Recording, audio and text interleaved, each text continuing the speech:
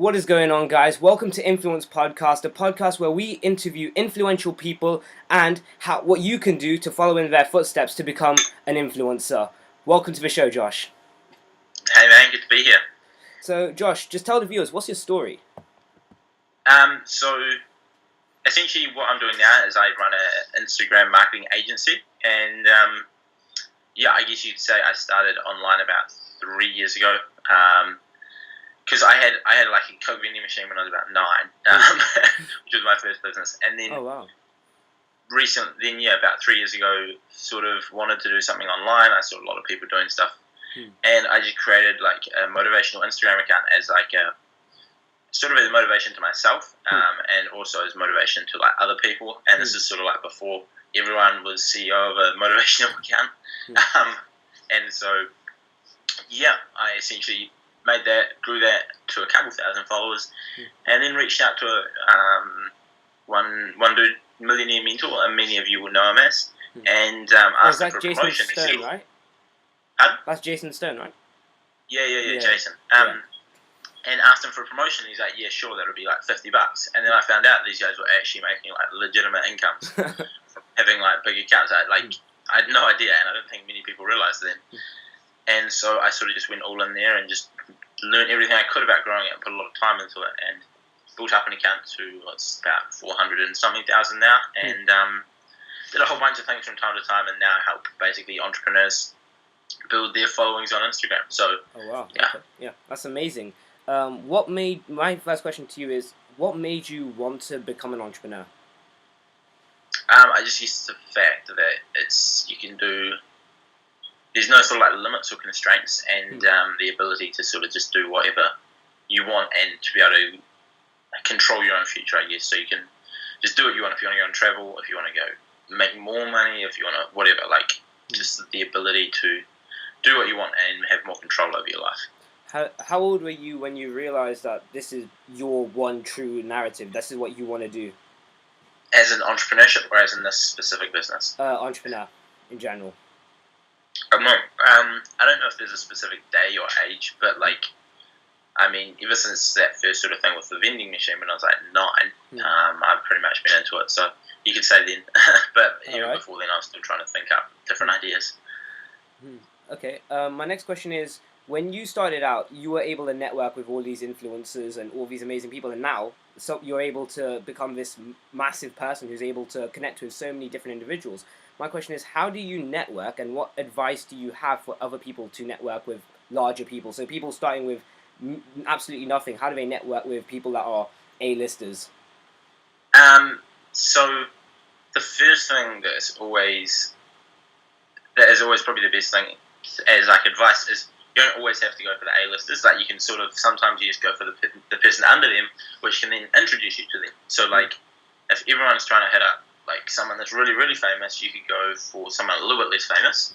And I think there's like, some guy won a Nobel Prize on it. Like, for picking up girls at a bar, you don't go for the most attractive girl, you go for the second one, because everyone goes for the top person. And he won some Nobel Prize. But that would probably be the first thing, is you don't always have to go for the top, although you can also go for the people under. And the best thing my sort of strategy has always been, don't necessarily come from a place of being like a fan, because sometimes when you come across as like a fan, it can put you like in the same group as everyone else. Like, I come across as like appreciative, but I also bring my value to the table and sort of like act as like a friend would, because like these people get like millions of people or hundreds of thousands of people come out to them and like, oh my god, I love your stuff and stuff like that, and you don't necessarily want to come across as a fan, but if you come across as a place of value. So I might message them, and for example, a lot of the times, I've got that big page, is I'll message people and I'll be like, hey Peter, I really love your work. Notice you have a really cool book. Would you be willing to send over a copy and we'll promote it across our channels? And so like, it's a $5 book for them, and it's like hundreds of dollars of promotion. So like, you're still like exchanging value with each other, but you're giving a lot more, and so you're sort of coming across as a bit more serious, if that makes sense, rather than just trying to be like, oh my god, I love your stuff so much, like, sort of thing. So 5149 is a massive part of networking, would you say? Gary V's 5149, would you say that's like a massive part of your networking, always putting more in providing more value. Always providing more value, and like coming across from like a serious sort of situation. It's just so much better, and just constantly doing it. Like instead of just networking every now and then, if you just put something down, like I'm going to reach out to 10 influential people every single day, and even if one per week, even if one out of every 50 gets back to you, like still over one influential people every single week that you're going to reach out to. So like that is going to get back to you, and you're going to be able to build a relationship, and it's crazy. It's so powerful. What advice do you have for new entrepreneurs that are still trying to find themselves and still trying to find their passions?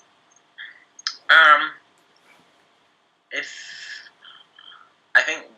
you haven't found your passion yet, I wouldn't be super worried about it. Just go with something you enjoy doing. Like I don't necessarily know if Instagram marketing is like my long-term passion, but it's something I enjoy doing, and it's paying well. And I think that sometimes something people get a little bit caught up in is they often only follow their passion. They don't look where there's a business to be made, because it's all well and good to be following your passion, but if you can't eat, then it's a bit harder. That's a good point. But I don't know. I feel like if you just continually meet new people, learn new things, like watch a lot of YouTube videos or go to different seminars and stuff like that, eventually you will find something cool. Like if you're constantly expanding your mind like that, you're going to find new things. Like if you're just doing your own thing, whether you're working a job or at school or whatever, and you're exposing yourself to the same thing every day, you're probably not going to gain a lot of new experience, new ideas, and new passions. But if you're watching lots of cool motivational YouTube stuff or even just insightful stuff that's teaching you things, and you're going to, like, if there's like a seminar or something down the road at an event centre that you can go to for free and meet cool people, then eventually you're going to find something that you really, really connect with and enjoy. So, like, just the more experiences and the more time you can put yourself out there, you'll eventually find something. Because, like, do you go to networking events quite often, or how many times in a year do you go to a networking event, you just say? Not lots, because I am in a small town in New Zealand, and there's not really many events in New Zealand in the whole, like across the whole country. Like there's not many at all that are anything related to online entrepreneurship and stuff. Like I know of one, or maybe there might have been like 3 in the last year, and they were like 2 hours away from me. And so it's kind of hard. Like there's not many entrepreneurial events in New Zealand, but in the US, or I don't know about the UK, but I know in the US there's tons like that. There's hardly any in the UK. Like, honest to God, like this is one of the reasons I genuinely want to move out of the UK, is because there's very few people that we can network with. Like, I've got some friends in the UK that are influential. Like, I've got a friend called James York, but he lives all the way on the other side of a country. So to network with him is going to take me an entire day just to get there. So it's just the Americans have just clocked it. They've just done so well. Oh, it's honestly, like, I didn't think it would have been that much of a change, but I went to an event earlier this year in the US, Funnel Hackers Live, with all the ClickFunnels. And, like, it was just crazy. And, like, when I went there, I just realised, like, anyone in the US has got, like, a 100 times advantage over anyone else. Like, because you just meet everyone. Like, you meet all the people you see in the Facebook ads that always show up on your phone that are annoying you. And you just meet, like, everyone there. It's just crazy. Like, everyone was at that event. Like, Adrian Morrison, that's Samir, like, Russell Brunson, like, all of the big people were there. So it's like... Caleb Maddox was there as well, wasn't he? Pardon? Caleb Maddox, he was there as well, wasn't he? Yeah. I don't think he actually went to the event, but he sort of, like, went outside and, like, networked. Alright, okay. Right. For a bit. And, there were so many cool people there. Like, it's crazy. I can imagine it's so good to, like, be around people with such similar mindsets, because, like, I don't know about you, but, like, for me, where I live, there's not many people with similar ambitions, like entrepreneurial, like, aspirations. Whereas in America, there's so many people that are able to network, and they all have they're all wired the same way, that we all want to go up. This can't be life. It can't be like this 9-to-5 thing. It's got to be more than that. And it's just so difficult to find that for us, because we don't live in these big countries yet. And my last question I want to say is a bit of a longer one, but I watched an ad like you did, and it was saying that you made $10,000 a month from Instagram marketing. So walk me through how you built this massive business for yourself at such a young age. Yeah. So that was probably New Zealand dollars, by the way. Like, that's not pounds. Oh, right. Not yet. but I guess the reason that this mainly grew is because I just sort of just focused on this. Over the past sort of 3 years, I was sort of doing affiliate marketing for a little bit, and then I tried e-commerce for a little bit, and then I tried email marketing, and then I tried a lot of different things. And so I never really stuck with one thing and just went all in on one thing. And then I had a chat with a local mentor who's very, very successful, and he was saying just like focus on one thing, just go for one thing, pick it, and just do all in, go for that, just that, and scratch everything out. So I had someone manage all my Instagram accounts, so I don't manage any of those. I pretty much stopped posting on Facebook. I stopped doing all my email broadcasts. I stopped doing all that, and I focused literally just on the agency. How did you? And with that, oh, right, okay. Yeah. How did you actually how did you divert from social media? That must have been really hard to just transition completely, especially for people like our age. It's we're addicted to our phones. How do you just disconnect completely? Was it your passion that just said, no, I want to do this more, or what kind of stopped you? Oh no, I still had my personal social media accounts, but right. I'm meaning as a business, because I've got okay.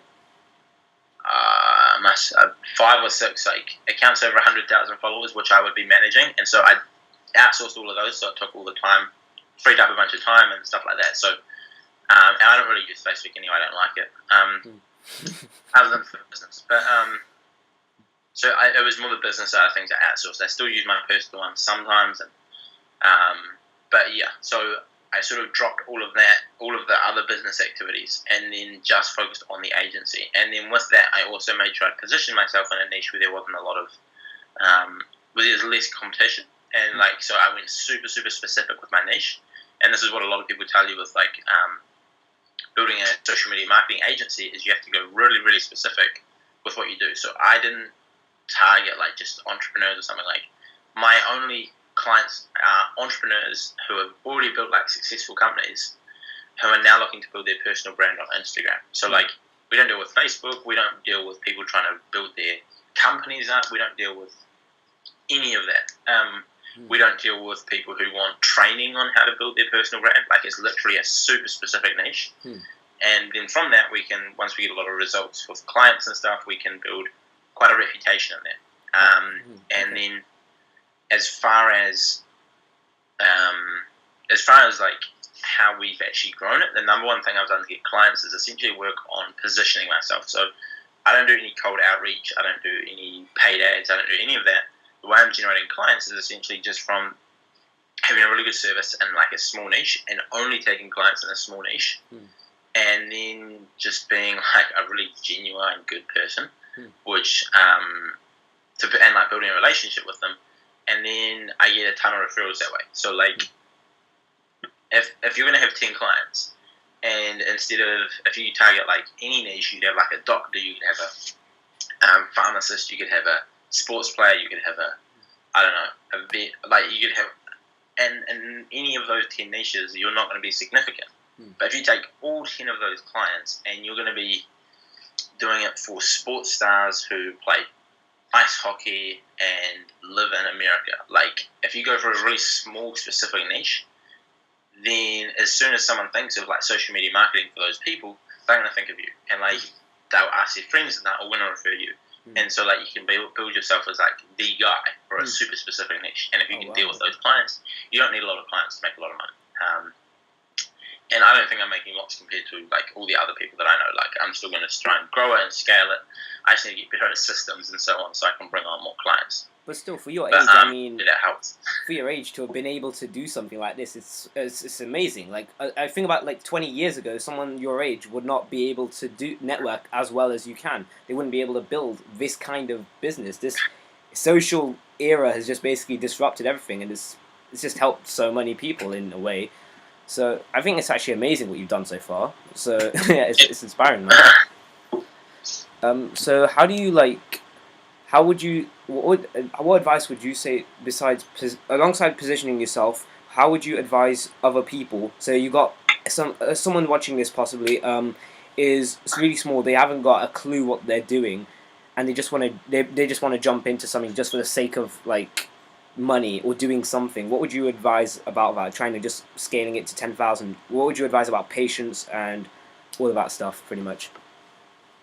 And as far as growing an agency and stuff like that goes, so it might be less important for like different niches, but I think one of the important things that I did was my first client was someone influential, and I did it for them for free because they were an influential person. So this is like extra important for what I'm doing because I'm reaching out to not many 6-figure earners, but 7, 8, and 9-figure earners. And so like these people are quite high level, and so it's quite hard to pitch them like just cold. So I reached out to one person who I knew was influential within the community, and I decided to do it for them for free. And I got them results, and then with that gives me a case study, that gives me his network, because he'll refer his friends. He didn't refer many, but like it still gave me case studies. Like I could approach another client and be like, hey, we did this guy's Instagram, we got from this to that, and so on. Like they still covered ad spend, but so you got that social proof. Pardon? So you got that social proof. So like I think Dan Henry talks about it. Like he'll work for a client, get them really good results, take screenshots of those results, and then run Facebook ads with that to his target audience, and then they see the results, and then they reach out to him. But I think the best thing you want to do is get social proof and get testimonials. Like once you have that, and once you have a winning product, then it's simple. Like if you focus on just getting a winning product, like getting good at your services or getting good at your really specific thing, and again, this comes down to focusing on a specific niche.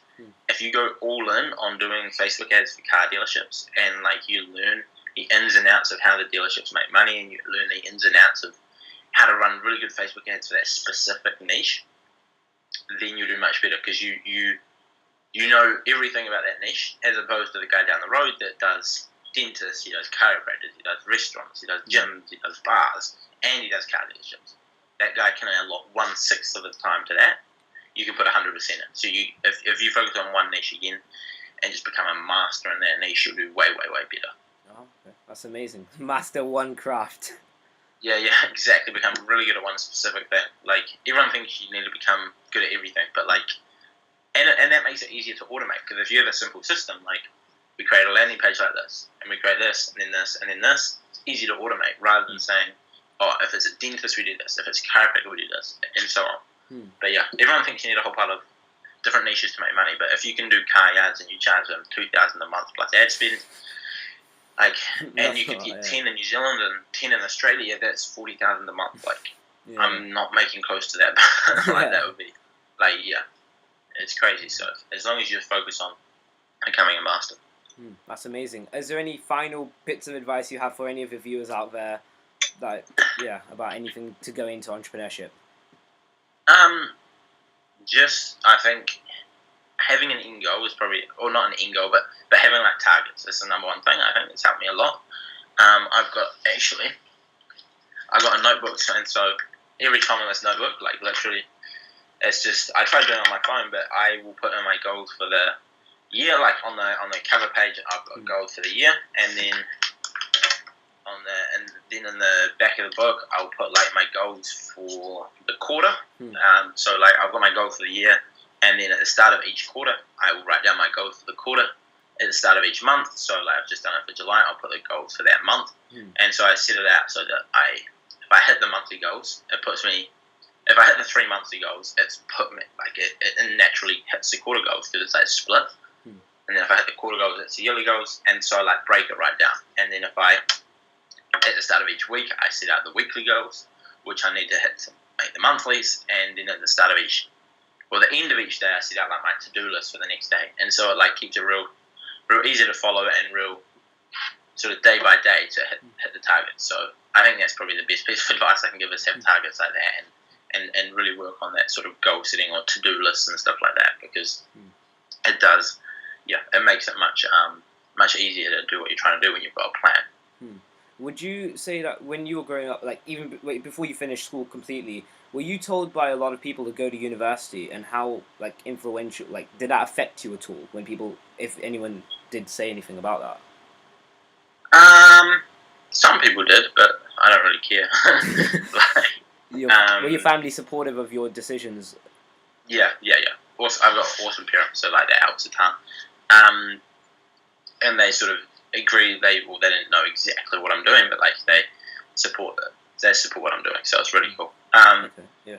But I mean, yeah, some people say go to university, but I mean, I don't really care what they say. So, like, only take advice from people who you trade places with. So, if someone that's broken working for school is going to tell me to go to university, I'm like, no thanks. That's good advice, actually. I like that. Only take advice from people you would trade places with. I actually love that. That's actually amazing. Yeah. That's actually really I think it's Peter Boog or someone. I don't know who said that, but yeah, that's really good advice, actually. It's amazing. So yeah. Thank you so much for being on the show. I mean, this is the first episode, so you're basically the first guest, and I really do appreciate you being here. And thank you for sharing like so much wisdom for not just myself, but for all of the viewers as well. And I hope you have an amazing day. Yeah, man. You too. Or evening. Evening. Yeah, it's like 10:30. All right. Thanks, man. All right. Take care. Awesome. All right. Cheers. Thanks again.